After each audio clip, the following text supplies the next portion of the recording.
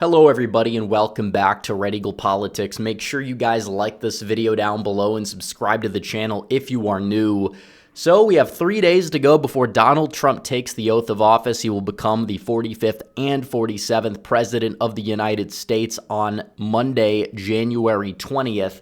But in the meantime, there was a map that dropped on the New York Times, and I'm not talking about this map that we've covered ad nauseum, but we finally got the precinct map, the most detailed map that there ever could possibly be for the 2024 election. It's not being done, filled out yet, but it kind of showcases Donald Trump's victory in so many different ways that I thought it would be malpractice if I did not make a video just kind of covering it, especially as we kind of have a little bit of a slower news cycle ahead of the inauguration, which is going to be huge. And then there's going to be a lot of content to cover as Donald Trump is ready to get to work as president of the United States. So we've seen this map so many times, but we're going to have to reveal the map that's still in progress, but it showcases enough data to show how impressive Donald Trump's victory really was and where he was able to win the election and in which places and which exact communities and cities in particular. You know, we cover the counties, but you look at the individual neighborhoods, it puts things into an entirely different perspective. We're going to dive into it, but really quickly, guys, the merch store, it's been back, and you guys can save 15% on everything for a limited time because of the inauguration sale we have going on using the code NEWPREZ, all one word. It's on the screen. You can get 15% off. Now, we still have all of the original bestsellers. We got a lot of great designs that we have that are on sale, but also new arrivals. We've got the Donald Trump Gangsta mug. We also have the Make Greenland Great Again merch, Donald Trump, the Viking King of Greenland, as well as a lot of these other designs. We have the Trump portrait design, the new epic portrait. We got all these designs and more. We got coffee mugs, t-shirts, hoodies, you name it. We got everything still on the website at shop.redeaglepolitics.com. The link will be in the description and pinned comment down below. But for the reveal, this is it. This is the precinct map for the 2024 presidential election. They're updating this almost every day now.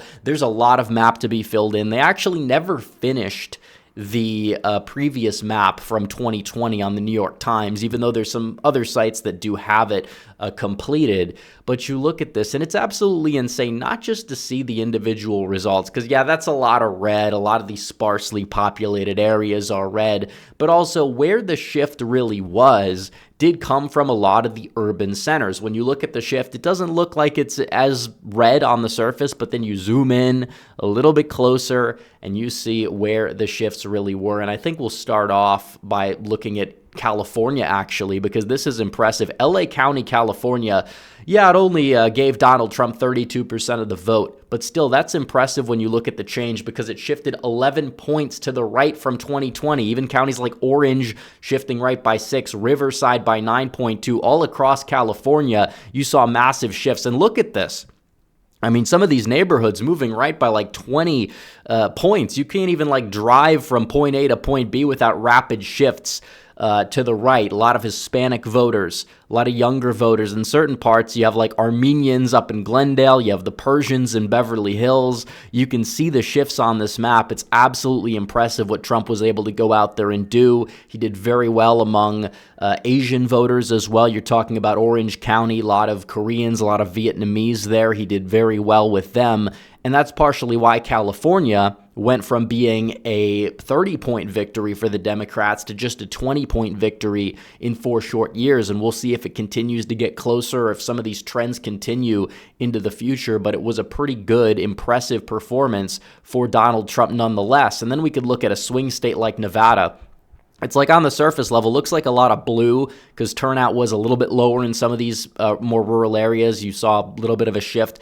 But keep in mind, Clark County is where most of the population is, and you did see shifts in Reno, but not as big as you saw the shifts in Clark County.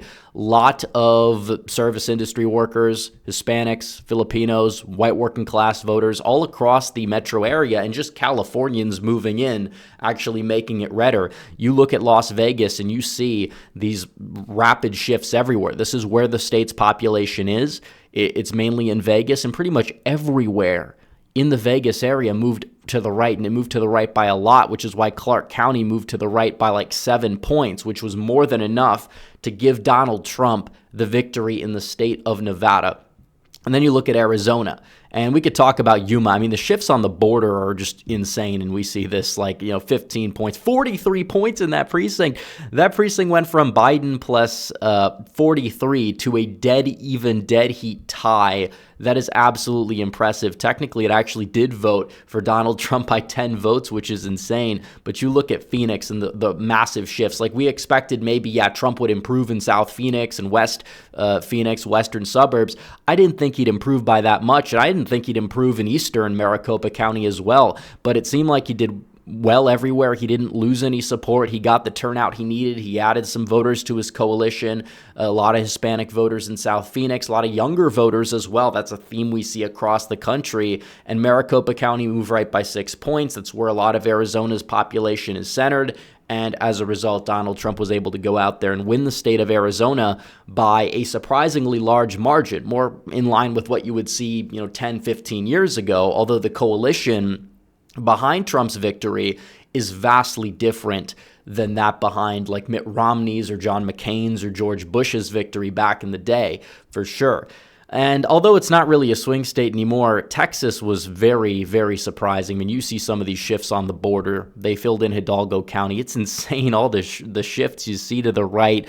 30 points. We thought 2020 you saw a lot of shift, but it seemed like it was on steroids this time. Hidalgo County, home of McAllen, Texas, shifting right by 20 points. Even places like Bexar County, which is where San Antonio is, look at all that red shift. Maybe in some of the like wealthier, whiter suburbs, it's just a tad bit bluer.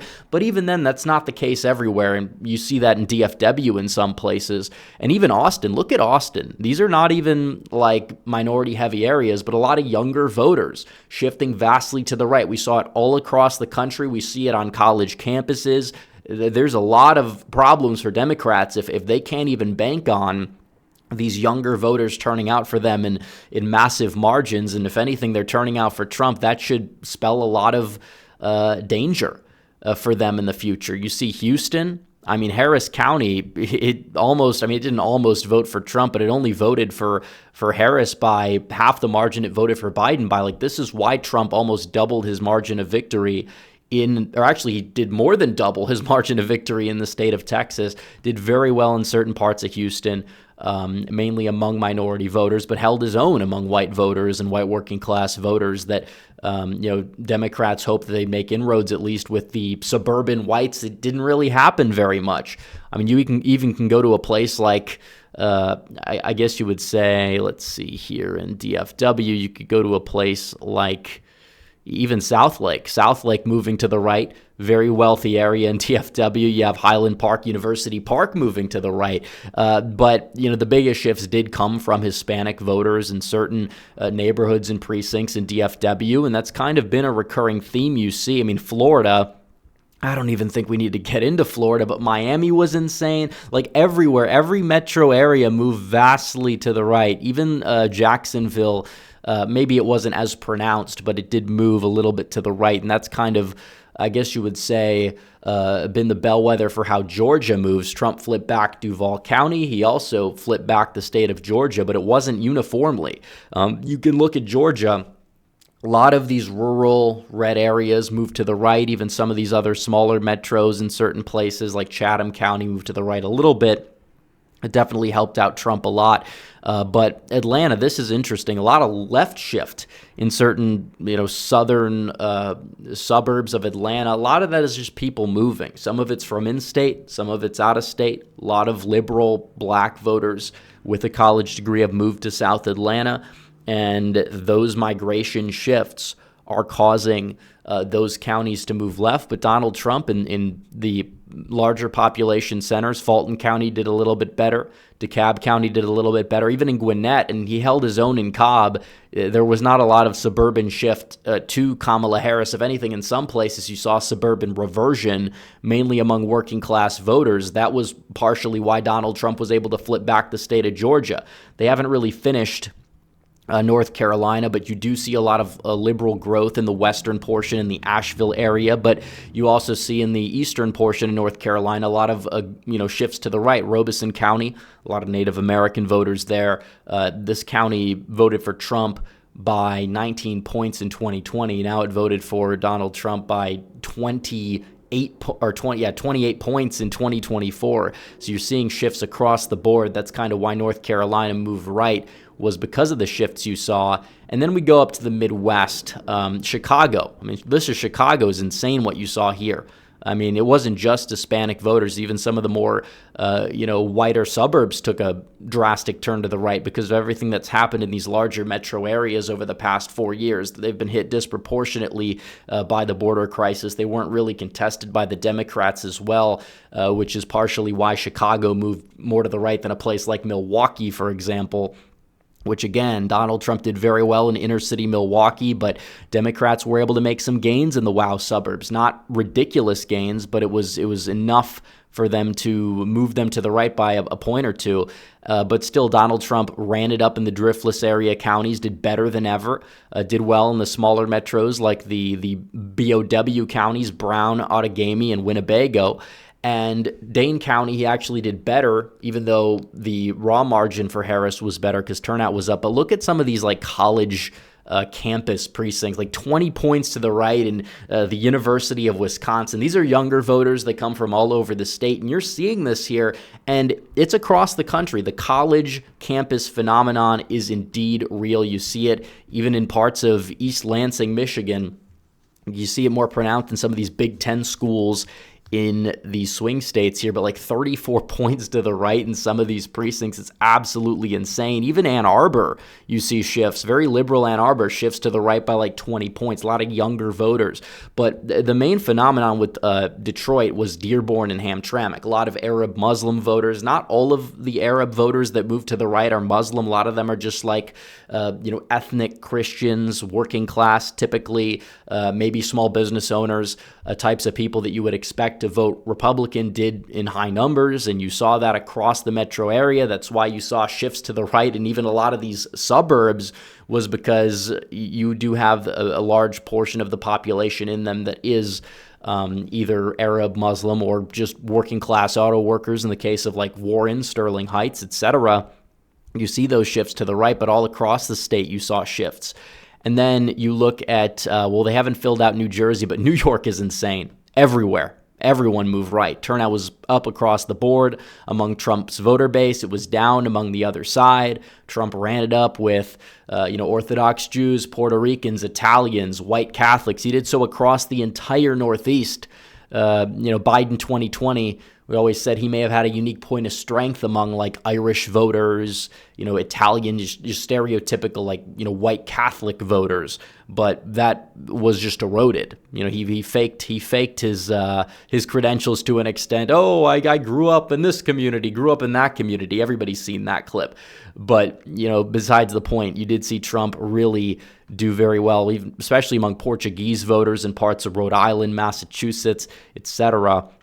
And then we get to Pennsylvania, because this was the state that gave Trump a big leg up in the Electoral College. He did very well among Polish voters in Luzerne County. He held his own in the Pittsburgh metro, did a little bit better among white working class voters there. And then you look at Philadelphia and the suburbs, you see pockets of blue, and some of these like wealthier, whiter suburbs moved a little bit to the left, but not by enough to overcompensate for the, working class suburbs in places like Bucks County. And Trump did better pretty much everywhere in the Philadelphia metro, and he did the best compared to 2020 in Bucks and also Philadelphia County, which is the largest area, and that's where he really ran it up. So across the nation, you see a recurring theme.